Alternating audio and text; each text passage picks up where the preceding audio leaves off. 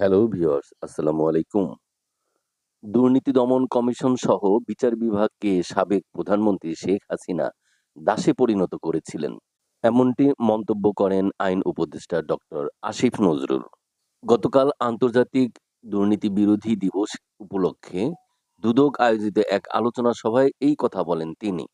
কাকরাইলে institution of diploma ইঞ্জিনিয়ার্সের মুক্তিযুদ্ধ স্মৃতি মিলনায়তনে আয়োজিত ওই সভায় আসিফ নজরুল বলেন, সেই চোর প্রধানমন্ত্রী শেখ হাসিনা, যার পুরো পরিবার ছিল চোর, তিনি সারা দেশে বলে বেড়াতেন খালেদা জিয়া নাকি এতিমের টাকা আত্মসাৎ করেছে।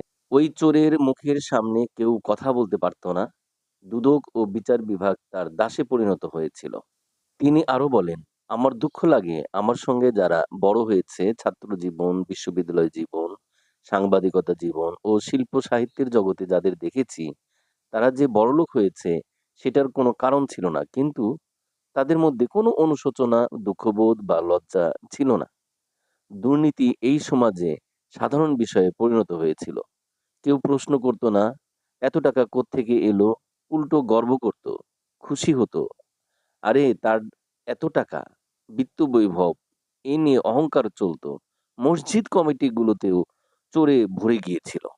আমরা বিভিন্ন জায়গায় আড্ডায় শুনতাম, শেখ হাসিনার ক্যাশিয়ার কে, রেহানার ক্যাশিয়ার কে, জয়ের টাকা কার মাধ্যমে যায়, পলক কার টাকা রাখে। কিন্তু এসবের কোনো বিচার হয়নি। বিচার হয়েছে কার? খালেদা জিয়ার। ৩ কোটি টাকার একটা ব্যাংকে রেখেছেন, একটা টাকা সেখান থেকে কেউ আত্মসাৎ বা স্পর্শ করেনি। শুধু প্রক্রিয়াগত ভুলের জন্য ৩ বারের সাবেক এই প্রধানমন্ত্রীকে ১০ বছরের জেল দেওয়া হয়েছিল। আমরা দেখতাম একটা বেহায়া প্রধানমন্ত্রী তার পিয়ন ৪০০ কোটি টাকার মালিক হয়েছে, এটা হাসতে হাসতে জাতির সামনে বলতেন।